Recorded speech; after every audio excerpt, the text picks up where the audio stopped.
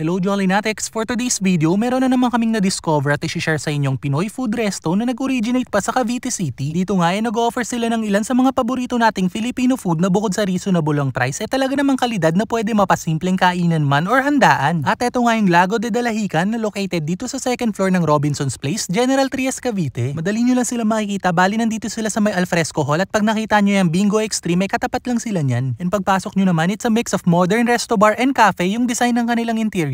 Meron nga ring slight touch ng pagka-retro with all the memorabilia displays. At yung isa pang maganda dito, meron silang dedicated private area na kasya around 15 to 20 packs sakto sa mga intimate occasions or gatherings. Sila na rin yung magka-cater sa food kaya all-in-one package na rin dito. They also have bar for liquors, cafe para sa mga iba't ibang beverages, and pastries and cakes. Pero syempre, yung susubukan natin dito is yung ilan sa kanilang mga pinagmamalaking Pinoy food. Appetizer muna tayo with their ensaladang talong with bagoong and salted egg. Fresh yung mga ingredients na ginamit, and for me yung nagpapasarap dito is yung mismong bagoong nila. Meron din silang pansit bihon platter na hindi tinipid sa sahog. Yung timpla nila is hindi maalat, hindi ma-oily, pero hindi rin naman dry, like saktong-sakto lang for our liking. Yung sizzling pork sisig nila, panalo rin. Ito yung mga trip nating sisig na may mga meaty and crunchy bits na saktong pang ulam or di kaya naman pang pulutan. And speaking of pulutan, hindi rin papahuli itong kanilang sizzling pusit, although sizzling siya pero nandun pa rin yung pagka-inihaw taste. May palamang sibuyas at kamatis yung mga puset, tapos juicy, malaman at hindi overcook. Mas try nga rin dito yung kanilang beef broccoli, at kung ikaw yung tipo na mahilig sa manamis na timpla, malamang magugustuhan mo to. Malambot yung beef with a mix of savory and sweet, tapos blanch lang yung pagkakaluto sa broccoli kaya medyo may pagka-crunchy pa. Same goes sa kanilang buttered garlic shrimp. Must try din to, presko ng hipon, hindi overcook at andaling balatan. Ang sarap ng combination ng lemon sa overall taste ng dish. Sumubok nga rin kami nung kanilang bulalo, slightly seasoned lang yung broth, and for comparison, kalasa neto yung mga bulalo sa mahogany sa Tagaytay. Decent yung serving, hindi dinaan sa dami ng sabaw lang, and definitely malambot yung beef. Pero yung highly recommended ko talaga dito at hindi ko makalimutan yung kanilang papaitan, and for me lang ha, ito na yata yung pinakamasarap na papaitang natikman ko by far. Malambot yung mga laman loob, amoy at lasang malinis yung pagkakaluto, nandun yung pait pero hindi overwhelming, tapos yung sabaw humahagod. At syempre pag usapang Pinoy food, hindi mawawala dyan yung kanilang crispy pata.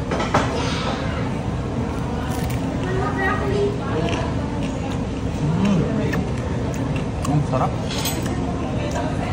For desserts naman, we had their buko pandan. Ito okay na okay to sa amin since hindi OA yung pagkatamis niya, as in sakto lang pero creamy pa din. Meron din silang tatlong klase ng halo-halo dito. May creamy strawberry, ube de leche, and yung pinaka nagustuhan namin yung kanilang halo-halo espesyal. Honestly, marami na kaming natikmang halo-halo, pero nung natikman namin yung halo-halo nila dito, parang sumisingit na siya bigla dun sa top list namin. And for drinks naman, they also have fruit teas. May selection din sila dito ng frap series na magugustuhan ng kids. And yung coffee nila dito, pambato rin, bukod sa masarap, mura pa. And para sa coffee lover na katulad ko, goods na goods to. And if gusto nyo naman ng tamang chill lang or di kaya pang party-party, they also have beers and other liquors dito. By the way, available nga rin pala sila dito for deliveries through Food Panda, at kung naghahanap naman kayo ng venue at food at the same time, PM lang kayo sa page nila since nag-accept din sila dito ng catering for special events and gatherings. And ito naman yung address ng Pioneer branch nila sa may Cavite City, at kung magawi kayo dyan, pwede nyo rin bisitahin. There you go Jolinatics, if you're looking for a new go-to restaurant that can offer delicious, decent and reasonable price food, mapasimpleng kainan man or panghanda, subukan nyo na nga rin dito sa Lago de Dalahican. So paano, until our next food trip, thank you for watching!